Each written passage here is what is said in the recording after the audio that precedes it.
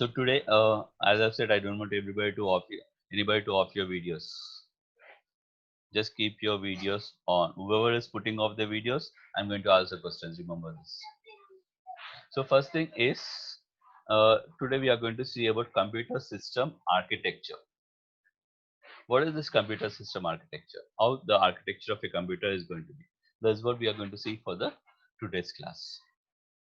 So if we take this architecture exactly, uh, it is going to mainly deal with something called as processors. We have, if we take the processors, as we have seen in the previous class, we have something called as single processor and multiprocessor. Single processor is multi-programming or multitasking. And one more thing, what we have is a multi-processor. That is what we have seen in the previous class. Okay. So when a single process is executing all the programs, it is called a single process. When more than one program is executing, more than one process is doing the task, it is called as multi-process operating systems. So here in multi-process or in single process, what is happening exactly? If we take most of the systems, as far as suppose whatever the systems we are working on day-to-day purpose, most of the systems are going to be only single process operating system because multi-process are going to be very cost effective.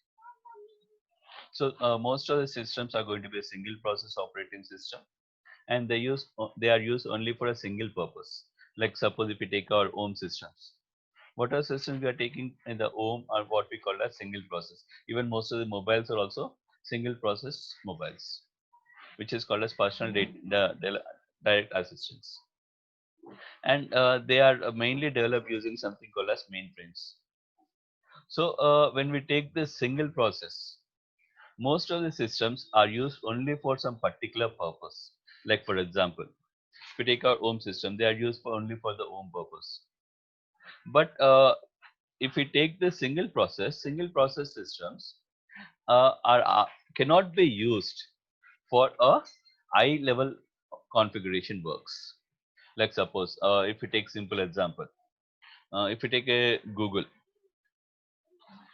will have lot and lot of data. Will single process support over there? Definitely not. They need a high level configuration computers. So for those kind of purposes, single process will not support. Single process operating systems will or single process computers will be supported only for a purpose where it will be used only for a general purpose, special purposes, not for high level configuration works. But whereas when we come to the multi-purpose systems are highly configured, we can say they are also something called as they are doing the works parallelly. Parallel systems will be connected. Okay, simple example, or if we take the same example like a Google or a Gmail.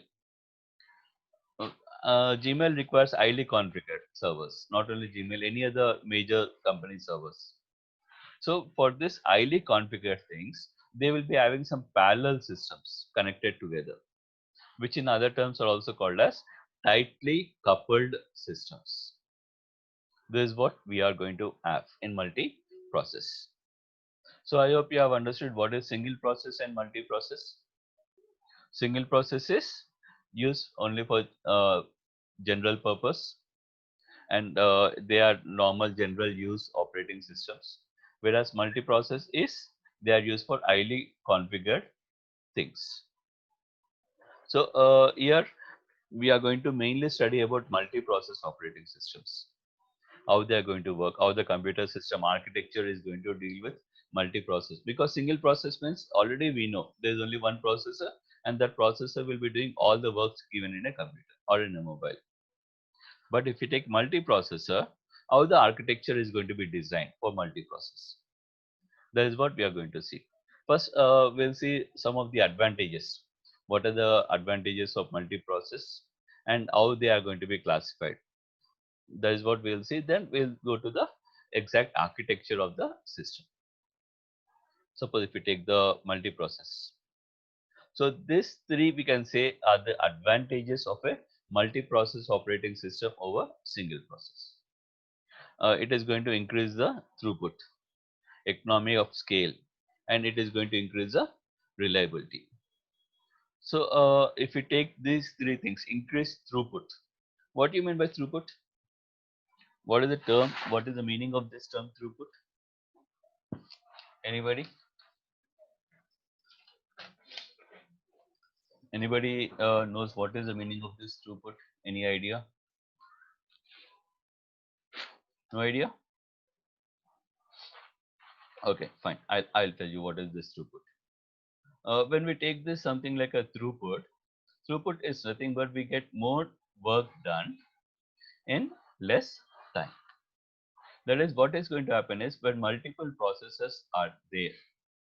Suppose if I want to do some work, if a single process is there, only that process has to execute the complete entire work. But when in multi-process, as the number of processes are going to increase, the work will be done faster. The work will be done in a faster time. That is what is called as increased throughput. Then we have something like economy of scale. What is economy of scale? Excuse. What is economy of scale? Excuse me.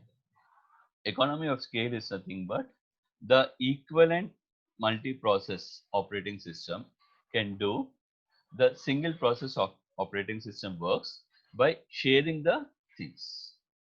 That is, suppose as I've said, it is going to increase the time. Along with the time, what it is going to do is, suppose there are 3 processes or 4 processes, quadra process. Suppose if a work has to be done, that work will be divided by all the 4 processes, whereas in single process, one process has to do. But in multi-process, it has to divide the work. When it is dividing the work, what is happening over there is the same work is done in the faster time by sharing the resources. That is what is called as economy of scale. That is, it is dividing the work in the form of scale. Then it will increase the reliability also. Reliability is nothing but we can say in simple terms the performance. The performance also is going to increase. The system will work in a faster way. It will increase the fastness of the system. The output will be faster, and there is less chances of system getting stuck. That is what is called as increased reliability. Clear with these 3 advantages? All of you? Yes, sir. Everybody is able to follow this? Yes, sir. Okay, good. So if we take the types, we have basically 2 types of things in multiprocess. One is asymmetric multiprocessing and symmetric multiprocessing. Just you can make a note of these points. And one more important thing is, whatever we are teaching, I want everybody to make a running notes. Okay, whenever required, I'll give you some points. In between, try to make points or important side readings. You can make a note, and even PDF material related to the subject also I can share with you. Okay, I can share once the topic is completed. I'll share the complete topic material. Topic wise, I'll share the material with you. So I want everybody to maintain as per the class, how you are doing the class, how you will be taking the points. I want everybody to take the points as well. Okay. So when we come to the process, we have 2 types of multiprocessing: asymmetric multiprocessing, symmetric multiprocessing. What is asymmetric and what is symmetric? What do you mean by the term asymmetric? Any idea? Anybody? which was Not not a same. perfect in structure. Not similar in structure. Okay, good, perfect. Not a perfect structure, not able to do the things perfectly, is what we call as asymmetric. It is not organized in a good fashion. Whereas symmetric is, it is going in a sequential order, it is organized fashion. That is what is called as symmetric. So if we take these 2 things, asymmetric was the olden version. It is not used in nowadays, but in olden days, asymmetric was used. Not many computers are using asymmetric now. Most of the computers are going to use symmetric multi-processing nowadays. So just I'll give you some example. If possible, I'll show you one slide where it will show the difference. Yeah, you can see the slide. If we take the symmetric processing is nothing but we are going to have, suppose I'm having three CPUs, CPU1, CPU2, and CPU3. I hope this is clear over here. CPU1, CPU2, and CPU3. I'm having three CPUs. For these three CPUs, the work is going to be combined and it is going to send to the program 1, program 2, program 3. So program 1, program 2, program 3, when it has to execute, it will go to a same medium. Then depending on that, it is going to divide the work into which work has to go to which CPU. Program 1 to which CPU it has to be allocated. Program 2 which CPU it has to be allocated. Program 3 which CPU it has to be allocated. So depending on the availability of the resources, depending on the technology, it is going to divide the work and share the resources. That is how it is going to work in symmetric. But whereas if we come to asymmetric, asymmetric will be standard.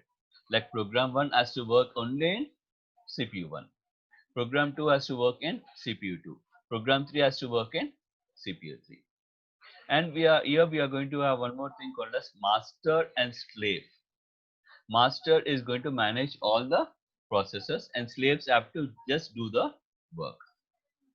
So they cannot share the things. Suppose program 2, if it has to work in CPU 1, it cannot do it.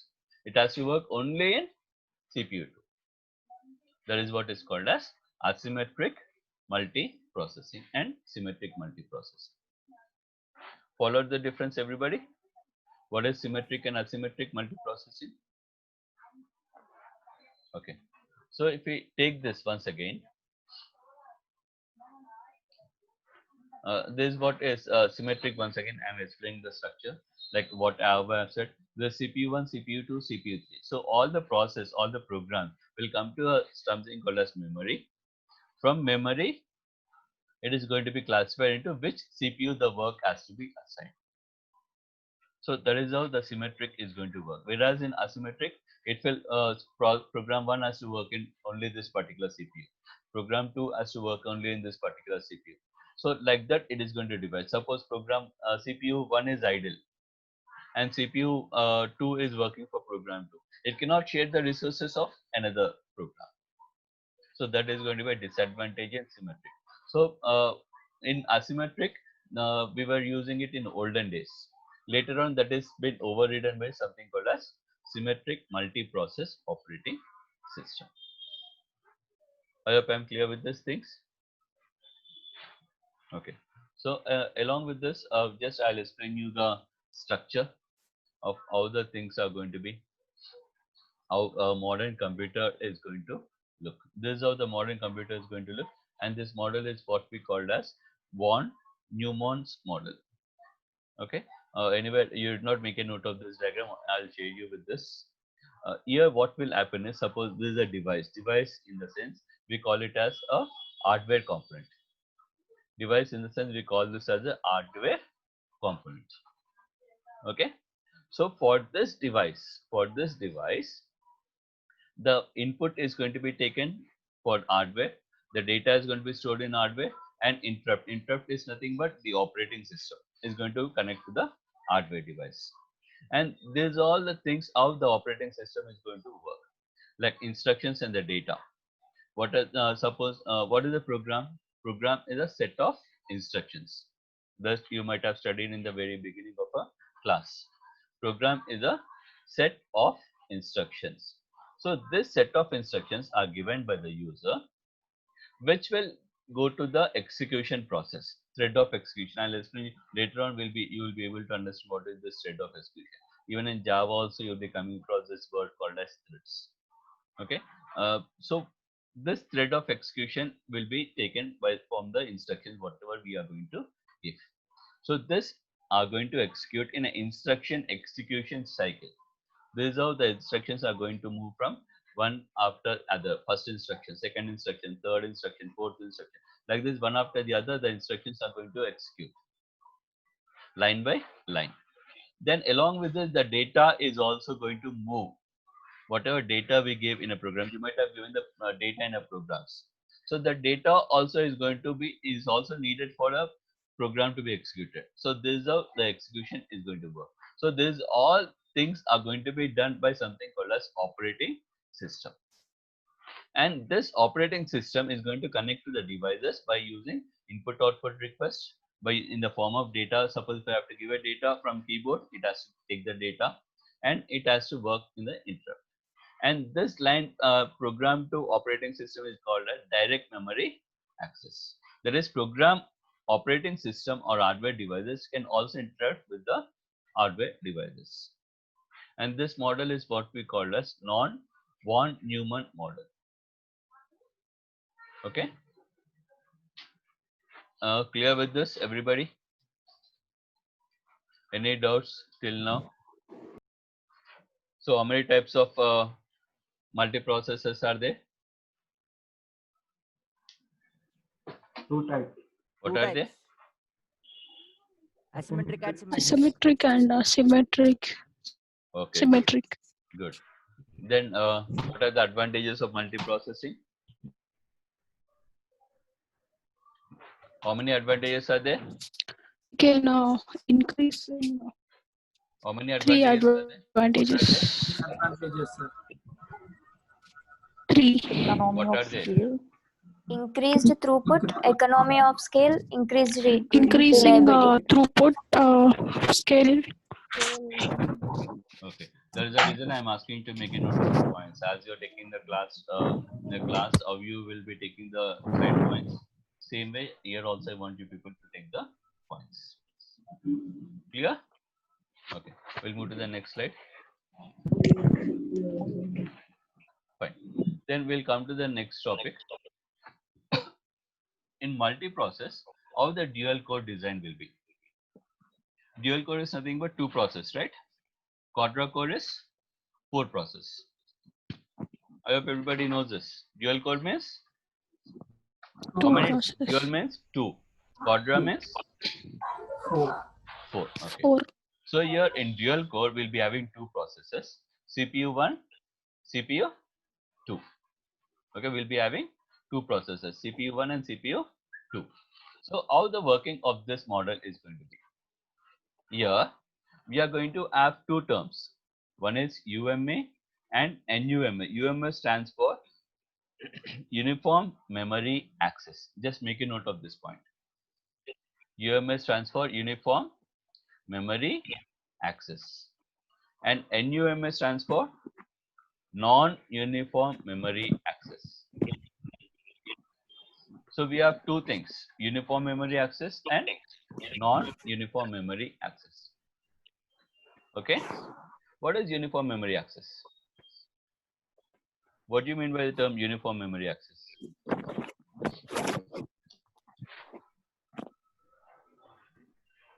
Wearing a uniform to college is uniform memory access?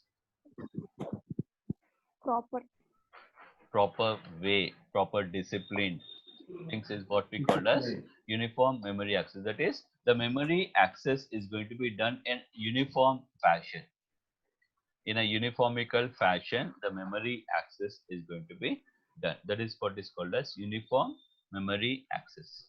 And non-uniform is the memory access is in non-uniform. That is, it can access in whatever way it wants. In whatever way it wants, it will be able to access. Okay, so the class might lapse. Just I'll continue until the class lapse. Clear? Another 4 minutes is there. Just I'll continue.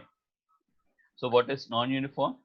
And uniform is the memory access is going to be accessed in a uniform way or non-uniform way.